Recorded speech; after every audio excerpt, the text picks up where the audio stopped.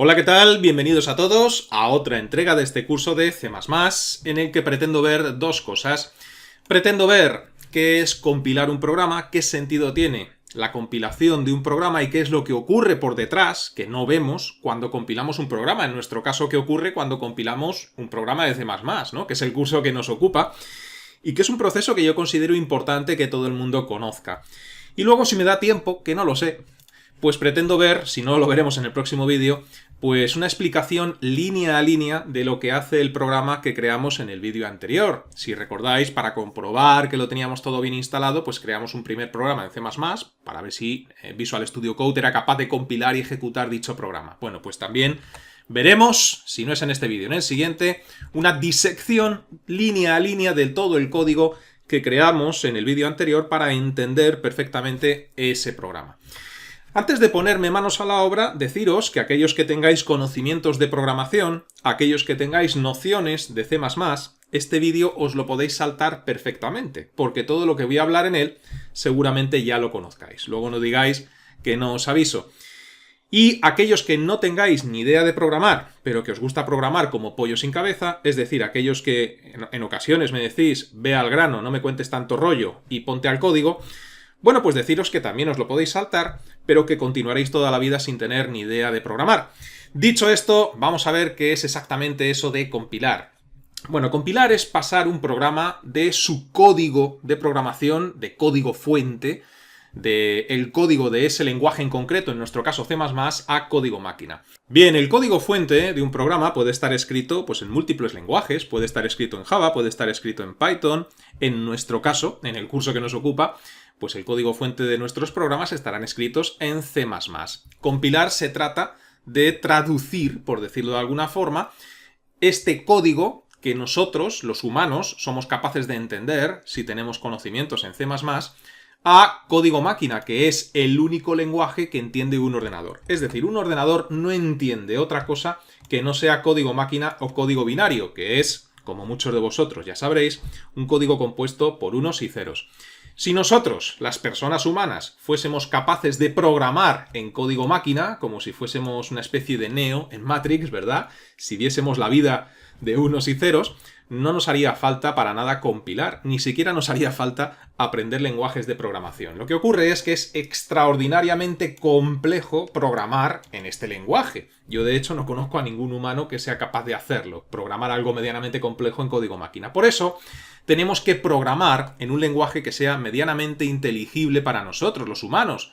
Puede ser C++, puede ser cualquier otro lenguaje de programación, Java, Python, JavaScript, etc., ¿no? Eso lo entendemos nosotros, los humanos. Somos capaces de interpretar y de entender este tipo de lenguajes.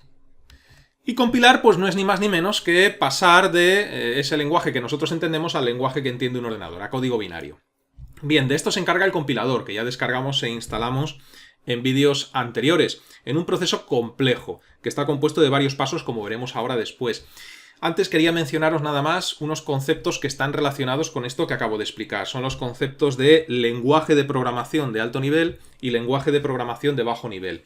¿Qué son los lenguajes de programación de alto nivel? Pues son los lenguajes de programación cuya sintaxis, cuyo código está más cerca al lenguaje que hablamos las personas, a los lenguajes humanos, al inglés, al español, al francés, etc. Está más cerca de eso que del lenguaje que hablan las máquinas, que es el código binario de unos y ceros. De hecho, si controláis algo de inglés, aunque no tengáis ni idea de programación, leyendo el código de un programa elaborado, por ejemplo, en C++ o en JavaScript o en Java, seréis capaces de intuir más o menos qué es lo que va a hacer ese programa, ya que la sintaxis de condicionales, de bucles, etc., suelen ser palabras en inglés que si las traducimos nos dan una idea, una pista muy aproximada de qué es lo que va a hacer ese programa. Por eso son lenguajes de alto nivel, porque su sintaxis, su escritura, se asemeja mucho a los lenguajes que manejamos las personas en nuestro día a día.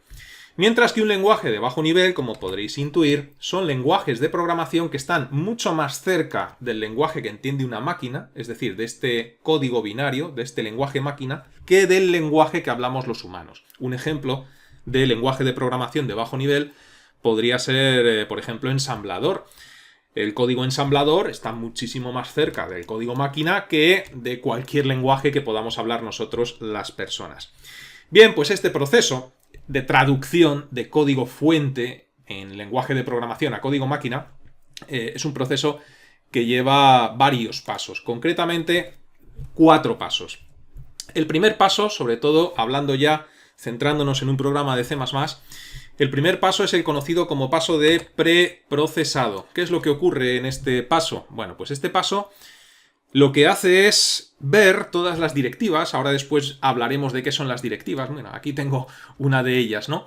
Ver todas estas instrucciones que se incluyen en los lenguajes de programación para importar el código que hay en esas librerías. Ya os anticipo que esta instrucción lo que hace es importar una librería para que podamos utilizar todas las clases y funciones que hay en su interior. Bien, pues en el proceso de preprocesado, que ocurre al compilar, que es el primer proceso, lo que el compilador hace internamente es traer esa librería y generar un primer fichero en el que se encuentra toda esta librería incluida. De hecho, este proceso de compilación se puede hacer paso a paso.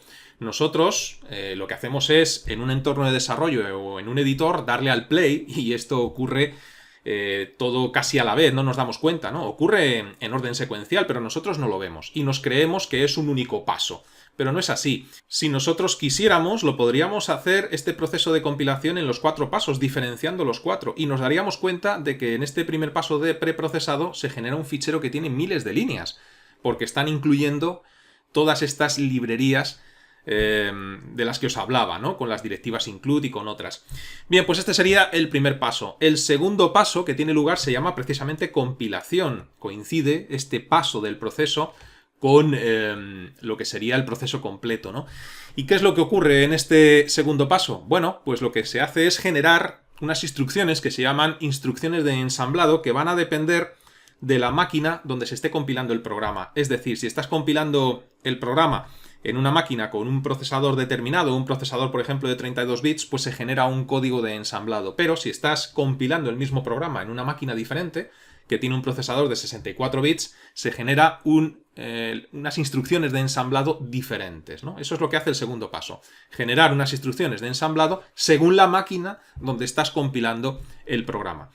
El tercer paso, que se conoce con el nombre de ensamblado, lo que ocurre es que ya se transforma esas instrucciones de ensamblado del paso 2, del paso anterior, a código máquina, a código binario. Y en el último paso, que se denomina enlazado, lo que ocurre es que se fusionan todos los archivos que se hayan podido generar en pasos anteriores en un único archivo ejecutable. En nuestro caso será un .exe, que finalmente será el archivo que se lee, se interpreta, se ejecuta por parte de la máquina. Bueno, pues estos son los pasos. Los he resumido mucho porque luego cada paso internamente tiene muchísimos subprocesos y muchísima complejidad. Pero creo que es importante que esto se conozca para saber qué es lo que ocurre cuando nosotros en un IDE o en un editor le damos al play, lo que está pasando por detrás. De hecho, observaréis que cuando le damos al play, desde que le damos al play, sobre todo la primera vez después de haber escrito el programa, hasta que se ejecuta el programa y vemos su resultado en consola o en cualquier otra interfaz, pasa un tiempo. Y es precisamente el tiempo que le lleva a nuestro ordenador realizar todos estos pasos de preprocesado, compilación, ensamblado y enlazado. Afortunadamente para nosotros, los entornos de desarrollo actuales, como he dicho anteriormente, pues, y los editores, pues lo hacen todos sin que nosotros lo veamos. Ya trabajan ellos por nosotros y realizan estos 4 pasos. Habréis observado que trabajando con Visual Studio Code, que es el editor que voy a utilizar a lo largo del curso, pues desde que creamos el programa hasta que lo ejecutamos, Visual Studio Code nos exige escoger el intérprete, después el compilador y unas cuantas cosas, ¿no? Bueno, pues vamos a ver si podemos simplificar esa tarea, pero después de haberos explicado esto. Bien, aquí estoy en Visual Studio Code. Por cierto, me imagino que habréis reparado, aquellos que me seguisteis en el vídeo anterior paso a paso, que después de ejecutar nuestro programa y ver su resultado en consola, ¿os acordáis que salía hola alumnos, qué tal? Me imagino que habréis reparado que debajo del archivo que creamos en el vídeo anterior de nuestro código de programación, pues nos ha creado aquí un ejecutable, un .exe. Bueno, pues este es el resultado final de todo ese proceso de compilación. Este es el archivo que se genera en el último paso de esa compilación, en el paso del enlazado. Es este archivo el que la máquina finalmente lee, interpreta y vemos su resultado, en este caso en consola. Dicho esto, para que la vida nos resulte más fácil a la hora de trabajar con Visual Studio Code y no tengamos que decirle cada vez que ejecutamos un programa cuál es el compilador, etcétera, etcétera, pues mirar. En Visual Studio Code, si nos vamos al botón de las extensiones y aquí en las extensiones le introducís CodeRunner, pues esto es una extensión que nos va a permitir agregar un botón más en la parte derecha de Visual Studio Code, que será un botón de play. Pero este botón de play nos va a permitir, como digo, pues darle ahí y que lo realice todo en un paso sin tenerle que decir nada más, ¿no? Ahora tenemos aquí un botón de play y a la derecha tenemos una pequeña flecha. Por lo menos si lo tenéis igual que yo. Puede ser que alguien ya haya estado jugando e instalando sus cosas, pero bueno, en principio lo deberíais de tener así, ¿no? Si pulsamos en la flecha, aquí me deja depurar y ejecutar nuestro archivo de C++. Bien, pues CodeRunner, esta extensión, va a agregar una funcionalidad más a este botón de play para ejecutar directamente nuestro programa, aunque sea la primera vez que lo hayamos escrito sin tener que escoger pues, el depurador y el compilador. Así que lo que hacemos es decirle que instale esta extensión, CodeRunner. No va a tardar prácticamente nada, ya está. Y aquí le he agregado, como digo, el botón de play. ¿Ves cómo dice Run Code, no? Bueno, pues como digo, ya podemos cerrar la ventana de las extensiones. Bien, mirad, voy a hacer lo siguiente. Voy a eliminar el archivo .exe que generó en el proceso de compilación pertinente. Botón derecho sobre el .exe, eliminar, para que ahora cuando volvamos a ejecutar el programa lo compile y tenga que generar de nuevo el .exe. Y voy a renombrar también el archivo de C++, porque esta extensión, CodeRunner, suele dar problemas si tus programas tienen un espacio en blanco en el nombre, ¿no? Entonces voy a renombrar, botón derecho sobre el archivo y o bien le ponemos un guión bajo o bien lo ponemos todo seguido, lo que queramos. Pero es preferible cualquier cosa a tener un espacio en blanco. Hecho esto, si ahora voy al botón de Runner Coder y le digo Run Code, fijaos cómo vuelve a generarme el .exe, lo ha hecho de una forma muy rápida y ejecuta el código en consola. Así que a partir de este momento, pues cada vez que le demos al play, pues estaremos ejecutando el programa una y otra vez.